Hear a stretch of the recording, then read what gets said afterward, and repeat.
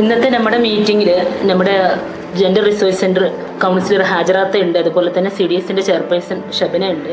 അപ്പോൾ ഇന്നത്തെ പ്രധാന അജണ്ട നമ്മുടെ 2025-26 വാർഷിക പദ്ധതിയിൽ വന്ന വർക്കിംഗ് ഗ്രൂപ്പ് തീരുമാനങ്ങളെ കുറിച്ചാണ് ഇന്നത്തെ പ്രധാന ചർച്ച.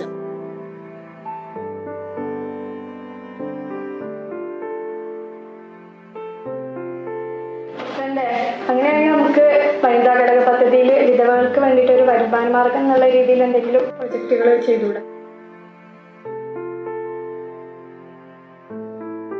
പ്രിയപ്പെട്ടവരെ, ഇപ്പോൾ നമ്മളുടെ മെമ്പർ പറഞ്ഞു വനിതാ ഘടക പദ്ധതിയിൽ ഉൾക്കൊള്ളിച്ചിട്ട് വിധവകൾക്ക് വേണ്ടി എന്തെങ്കിലും വരുമാന മാർഗം. പക്ഷെ എൻ്റെ അഭിപ്രായം, കമ്മ്യൂണിറ്റി കൗൺസിലർ എന്നുള്ള എൻ്റെ അഭിപ്രായം, നമ്മളെപ്പോഴും എല്ലാവർക്കും വരുമാനം ഉണ്ടാക്കി കൊടുക്കുക.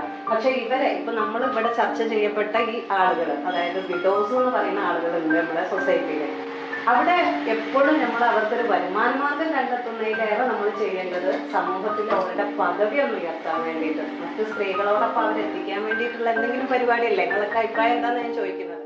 ഒരുപാട് പ്രയാസങ്ങൾ, ഒറ്റപ്പെടുത്തലുകളും ഒരുപാട് പ്രയാസങ്ങൾ അനുഭവിക്കുന്ന ആളുകളാണ് നമ്മളുടെ വിഡോസ് എന്ന് പറയുന്ന സമൂഹത്തിൽ.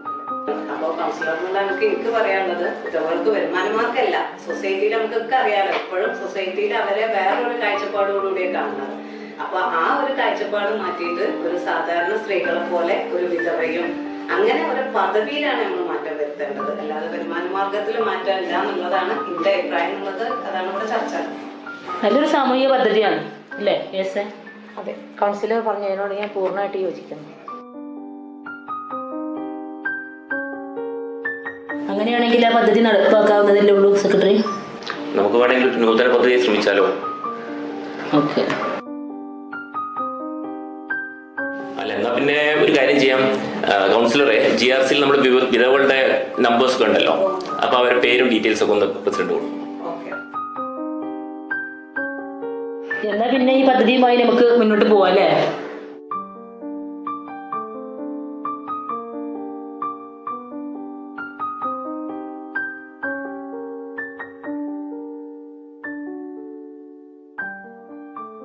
എന്താ പ്രസിഡന്റ്, നമുക്ക് ലിസ്റ്റിലുള്ള ഓരോരുത്തരും വിളിച്ചു നോക്കാം അല്ലേ? അതാണ്.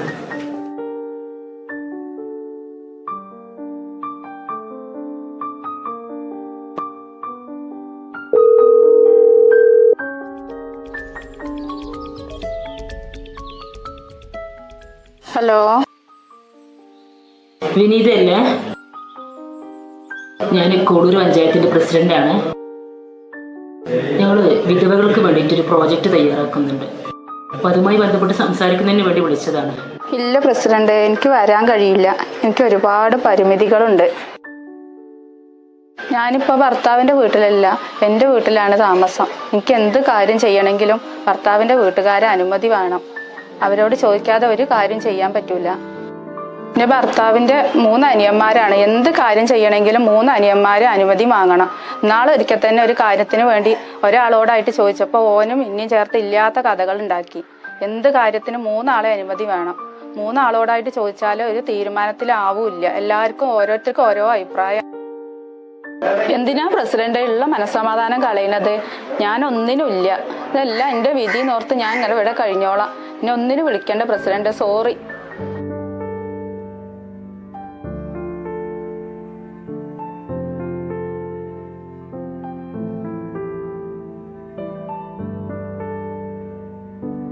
നമുക്ക് രണ്ടാമത്തെ ആൾക്കൊന്ന് വിളിച്ചു നോക്കാം അല്ലേ?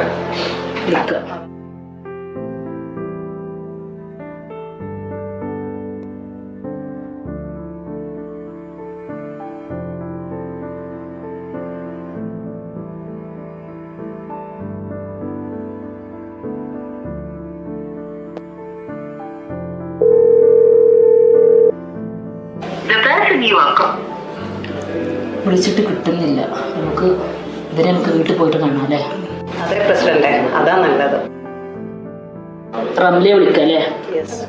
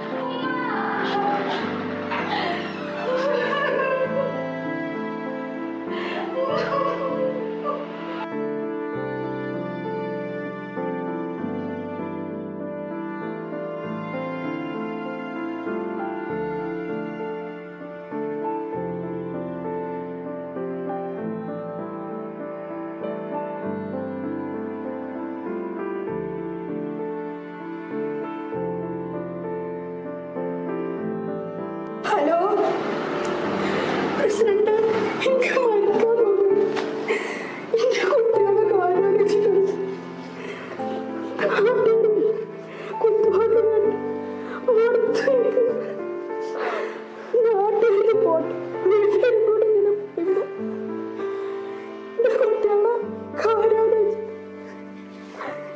കുട്ടികളെ പോകുമ്പോൾ ദ്വാരത്തോടെ എന്നെ കുറിച്ച് ആവശ്യമുണ്ട്.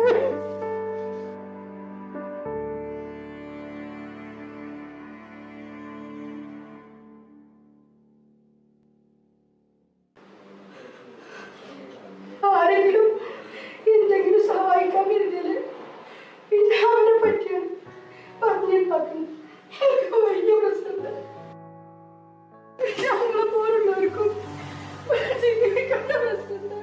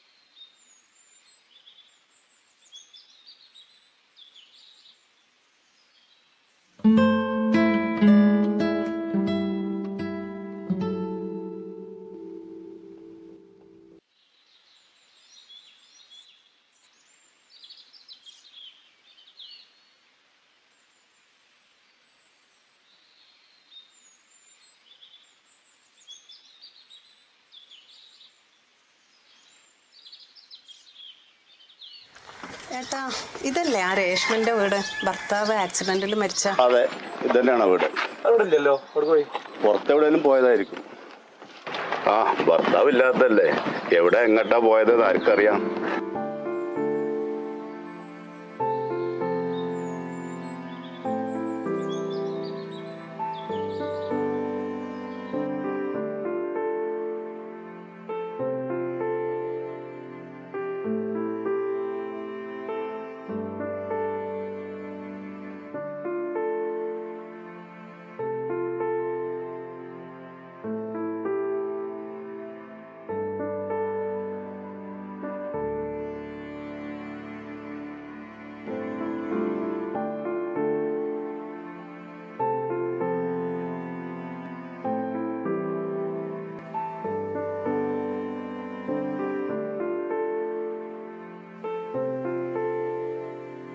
അപ്പോൾ കാര്യങ്ങളൊക്കെ പറഞ്ഞത് മനസ്സിലായല്ലോ സാബ്രാക്ക്? നിങ്ങളെപ്പോലത്തെ ആളുകൾക്ക് വേണ്ടിയിട്ടാണ് പഞ്ചായത്ത് ഇത്തരത്തിലുള്ള പ്രോജക്റ്റുകളൊക്കെ കൊണ്ടുവരുന്നത്. പ്രസിഡന്റ്, ഈ ലിസ്റ്റിൽ എത്ര പേര് ബാക്കിയുണ്ട് വിളിക്കാൻ? ലിസ്റ്റിലുള്ള ഏറെക്കുറെ പേരൊക്കെ നമ്മൾ വിളിച്ചു. കുറേ പേരെയൊക്കെ നമ്മൾ വീട്ടിൽ പോയി കണ്ടു ചെയ്തു. ഇനി കുറച്ച് പേരെയും കൂടി വിളിക്കാനുണ്ട്. ആവശ്യം ഒന്ന് വിളിക്കാം അല്ലേ?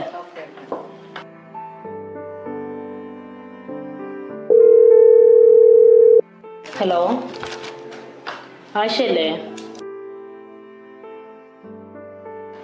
പ്രസിഡന്റ്, നിങ്ങൾ ചെയ്യുന്നത് വലിയൊരു കാര്യമാണ്. ഞങ്ങളെ പോലുള്ള വിധവകൾക്ക് വേണ്ടിയിട്ടും സംസാരിക്കാൻ ആരെങ്കിലുമൊക്കെ ഉണ്ടാവണമല്ലോ.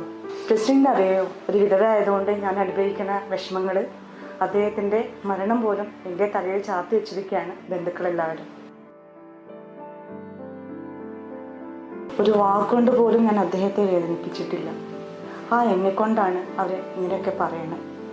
സഹിച്ച് മടുത്ത പ്രസിഡന്റ്.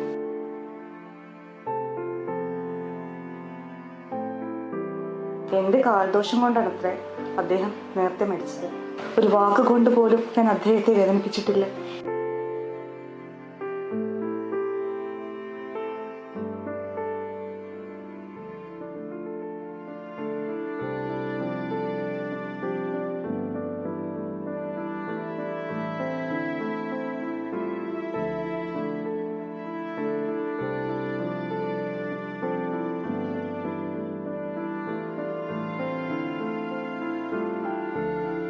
എന്താണ് ഉദ്ദേശം?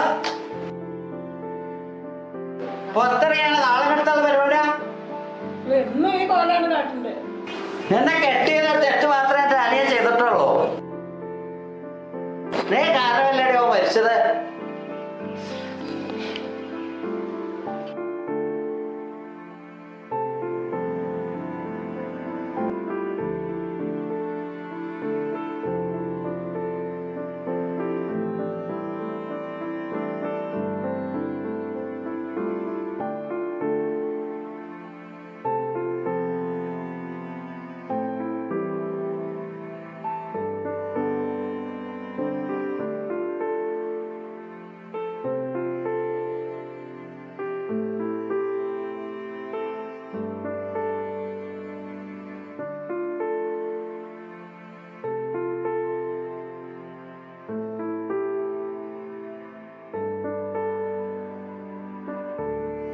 ബഹുമാനപ്പെട്ട മലപ്പുറം ജില്ലാ കലക്ടർ മുമ്പാകെ കോഡൂർ ഗ്രാമപഞ്ചായത്തും കുടുംബശ്രീ ജെൻഡർ റിസോഴ്സ് സെന്ററും സംയുക്തമായി സമർപ്പിക്കുന്നു. സർ, സമൂഹത്തിൽ അത്രമേൽ ഇഴകിച്ചേർന്ന് പ്രവർത്തിക്കുന്നവരായ ഗ്രാമപഞ്ചായത്ത് മെമ്പർമാർ എന്ന നിലയിൽ സമൂഹത്തെ നോക്കിക്കാണാൻ ശ്രമിക്കുമ്പോൾ ഏറ്റവും കൂടുതൽ അവഗണിക്കപ്പെടുന്നവരും മാറ്റി നിർത്തപ്പെട്ടവരുമായ ഒരു വിഭാഗം ആളുകളാണ് വിധവകളും വിവാഹമോചിതകളും. അവർ അനുഭവിക്കുന്ന വിഷമങ്ങളെയും പ്രയാസങ്ങളെയും ഒറ്റപ്പെടുത്തലുകളെയും പരിപൂർണമായി പഠിച്ച് മനസ്സിലാക്കി കോഡൂർ ഗ്രാമപഞ്ചായത്തും കുടുംബശ്രീ ജെൻഡർ റിസോഴ്സ് സെന്ററും അവർക്കു വേണ്ടി അവരോടുള്ള സമൂഹത്തിന്റെ കാഴ്ചപ്പാടുകൾ മാറ്റിയെടുക്കാൻ വേണ്ടി അവരുടെ സാമൂഹ്യ പദവി ഉയർത്തുന്നതിനായി ഉണരാം ഉയർത്താം എന്ന ഈ പ്രൊജക്ട് ഞങ്ങൾ തയ്യാറാക്കുന്നു.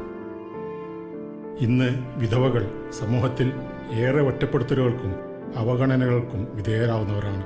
താൻ ജീവൻ തുല്യം സ്നേഹിച്ചിരുന്ന തന്റെ ഭർത്താവ് വിധിയാൽ മരണപ്പെട്ടാലും പിന്നീട് ആ മരണത്തിന്റെ ഉത്തരവാദിയായിട്ടാണ് സമൂഹം അവളെ കാണുന്നത്. ഒരു പുരുഷനെ തന്റെ ഭാര്യ മരണപ്പെട്ടാൽ മറ്റൊരു വിവാഹം ചെയ്യുന്നതിനെ പ്രോത്സാഹിപ്പിക്കുന്ന നമ്മുടെ സമൂഹം ഒരു സ്ത്രീയുടെ കാര്യത്തിൽ ഇങ്ങനെ സംഭവിച്ചാൽ അതിനെ എന്തോ ഒരു അപരാധമായി കാണുന്നു. സഹിച്ചും ക്ഷമിച്ചും ഒറ്റപ്പെട്ടും ജീവിക്കുന്ന ഇവരെ ചില നല്ല മനുഷ്യർ അവരുടെ പ്രയാസങ്ങൾ കണ്ടറിഞ്ഞ് അവരെ ഒന്ന് സഹായിച്ചാൽ പിന്നീട് ആ സഹായിച്ചവനെയും അവളെയും ചേർത്താണ് നാട്ടുകാരും വീട്ടുകാരും കഥകൾ കെട്ടിച്ചമക്കുന്നത്. കുറ്റപ്പെടുത്തലുകളും ഒറ്റപ്പെടുത്തലുകളും അവളെ വേട്ടയാടുമ്പോൾ സ്വയം നശിക്കാൻ അവൾ തൂക്കുകയർ വരെ തിരഞ്ഞെടുക്കാൻ ശ്രമിക്കുന്നതും ഞങ്ങൾ കണ്ടറിഞ്ഞു. ആയതിനാൽ ഈ സമൂഹത്തിന് വിധവകളോടുള്ള കാഴ്ചപ്പാടുകളിൽ മാറ്റം ഉണ്ടാവേണ്ടത് അനിവാര്യമാണ്. ഈ പ്രൊജക്ടിന്റെ ഉദ്ദേശലക്ഷ്യം ഒരു സാധാരണ സ്ത്രീയെപ്പോലെ ഒരു വിധവയും സമൂഹത്തിൽ സ്വാതന്ത്ര്യത്തോടെ മനസ്സമാധാനത്തോടെ ജീവിച്ചു പോവാൻ അവകാശപ്പെട്ടവളാണ് എന്ന് സമൂഹത്തെ ബോധ്യപ്പെടുത്തലാണ്. അതിനായി ഈ ഒരു പദ്ധതി ഉപകരിക്കും എന്ന് ഞങ്ങൾ വിശ്വസിക്കുന്നു, പ്രതീക്ഷിക്കുന്നു.